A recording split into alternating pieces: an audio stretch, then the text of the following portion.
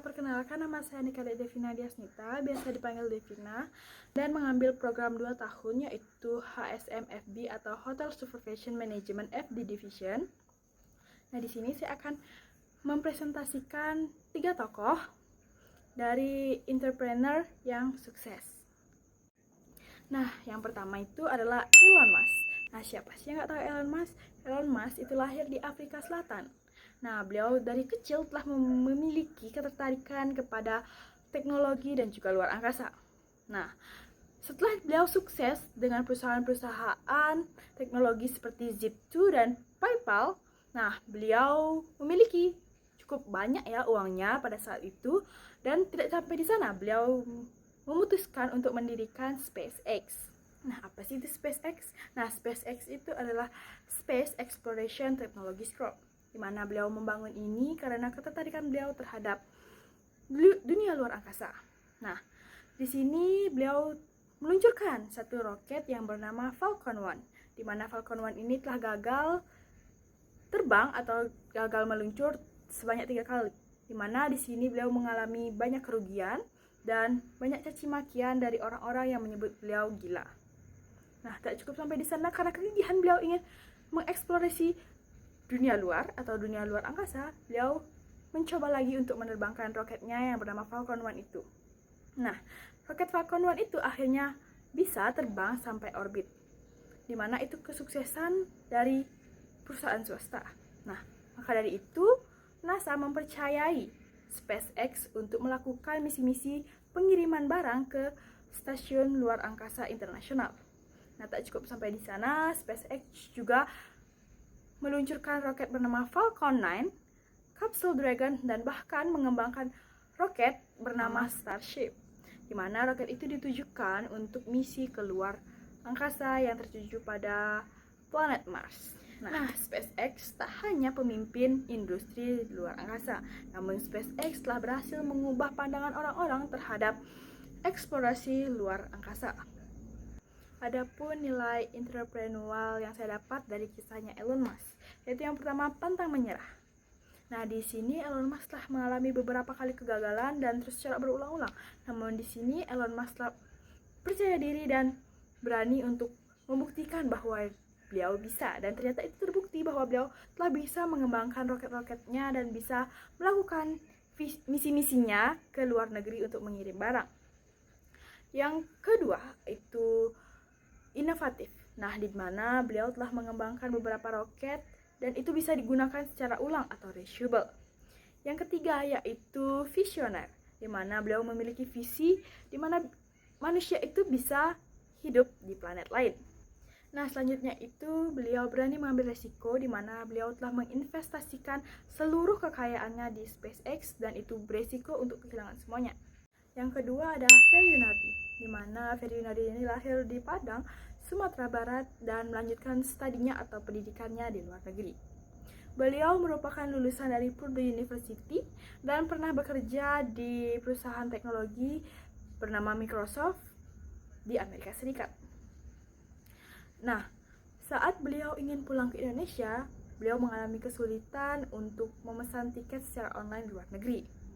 Atas pengalaman sendiri atau pengalaman beliau itu, beliau telah menyadari bahwa industri pemesanan tiket di Indonesia dan di Asia Tenggara itu sangat belum berkembang seperti negara maju. Pada tahun 2012, Ferry Yunardi memutuskan untuk resign atau keluar dari perusahaan Microsoft. Beliau lalu mendirikan Traveloka bersama 2 rekannya yang dimulai dari nol. Nah, awalnya itu merupakan hanya situs pemesanan tiket pesawat, namun telah berkembang, kemudian itu menjadi aplikasi pemesanan hotel, tiket pesawat, transportasi, dan layanan gaya hidup. Perjalanan Traveloka itu tidak mudah. Mereka menghadapi banyaknya persaingan ketat antara perusahaan lokal dan juga perusahaan global. Karena kegigihannya dan strategi yang tepat, fokus kepada user experience dan juga adaptasi kepada teknologi. Nah, sekarang Traveloka telah menjadi unicorn Indonesia, perusahaan startup dengan valuasi lebih dari $1 miliar. Adapun nilai entrepreneurial yang telah saya dapatkan dari kisah Ferry Yunardi, yaitu yang pertama, peka terhadap masalah, di mana awal beliau menciptakan karir atau mengembangkan karirnya yaitu dari kepekaan beliau terhadap pengalaman beliau saat kesusahan mencari tiket pesawat di luar negeri. Yang kedua, ada berpikir inovatif dan solutif, di mana beliau berpikir atau menciptakan solusi digital di mana mengubah cara orang Indonesia untuk memesan tiket secara digital dan memiliki layanan perjalanan. Yang ketiga itu adaptif, di mana beliau menciptakan layanan untuk pemesanan tiket pesawat, kereta, hotel, transportasi, dan layanan gaya hidup. Dan beliau memutuskan untuk keluar dari zona nyaman, di mana beliau telah memiliki pekerjaan yang mapan di perusahaan Microsoft. Beliau memutuskan untuk keluar dari Microsoft untuk mengembangkan usahanya sendiri. Lalu yang ketiga itu ada ByteDance. Nah, ByteDance ini merupakan perusahaan induk dari aplikasi populer bernama TikTok dan Toutiao. Nah, pendirinya itu siapa sih? Kalian udah tahu nggak? Nah, pendirinya itu bernama Zhang Yiming. Dia lahir di Longyan, Fujian, Tiongkok pada tahun 1983.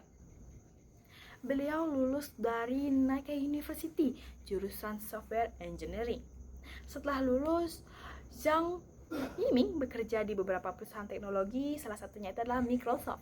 Namun ia merasa terkekang dalam struktur perusahaan tersebut dan beliau memutuskan untuk keluar dan membangun perusahaannya sendiri.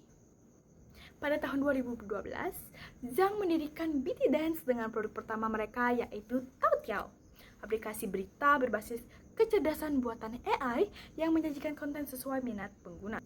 Keberhasilan Toutiao menjadikan awal kebangkitan ByteDance pada saat itu.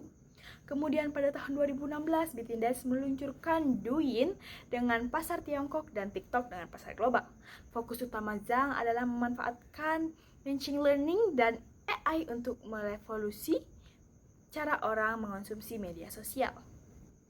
Nah, aplikasi TikTok tumbuh dengan sangat cepat, menjadikan salah satu aplikasi yang paling banyak diunduh di dunia dan mengubah budaya digital secara global.